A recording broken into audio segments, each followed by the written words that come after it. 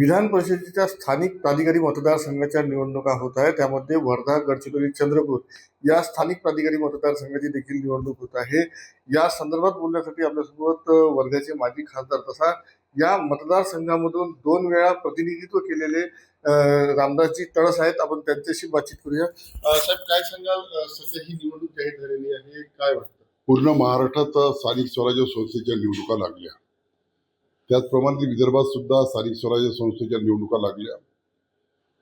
एक थोडासा लोकांच्या मनात संभ्रम होता की जिल्हा परिषदच्या निवडणुका न घेता नगरपालिकेच्या निवडणुकावर हे कशी होईल.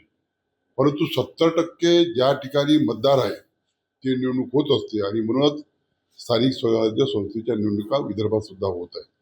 त्यामध्ये वर्धा, गडचिरोली, चंद्रपूर यामध्ये मी 2दा प्रतिनिधित्व केलं.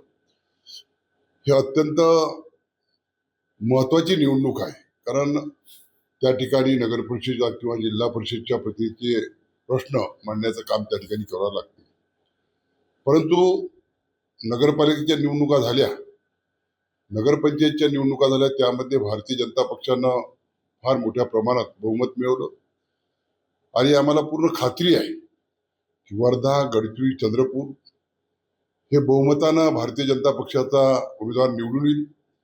त्याचप्रमाणे भंडारा, गोंदिया, नागपूर, अमरावती हे विदर्भातले सर्व स्थानिक स्वराज्य संस्थेचे सर्व आमदार निवडून येईल भारतीय जनता पक्षाची, अशी मला पूर्ण खात्री आहे. कारण नगरपालिकेच्या निवडणुकामध्ये भरघोस मतानं आणि सर्वात जास्त नगराध्यक्ष पुन्हा भारतीय जनता पक्षाचे आहे. त्याच्यामुळे हे निवडणूक आम्हाला सोपी जाईल.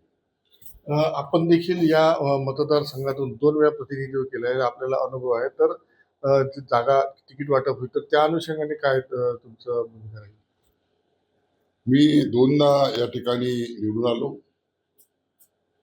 आणि ज्यावेळेस तिकीट द्यायचा प्रश्न येते त्यावेळेस पार्लमेंट बोर्ड जो राहते तो तिकीट जाहीर करते, उमेदवारी देते आणि ती उमेदवारी मिळाल्यानंतर भारतीय जनता पक्षाचे जे नगरसेवक आहे ते सर्व एका मताने त्याला मतदान करते.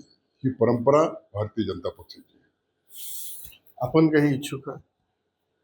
मी 2दा या ठिकाणी प्रतिनिधित्व केलं. त्यानंतर भारतीय जनता पक्षाने मला खासदार 2दा बनवलं. आता मी पुन्हा लढावं अशी माझी काही इच्छा नाही. महेश मुंजावर, TV9 मराठी, वर्धा.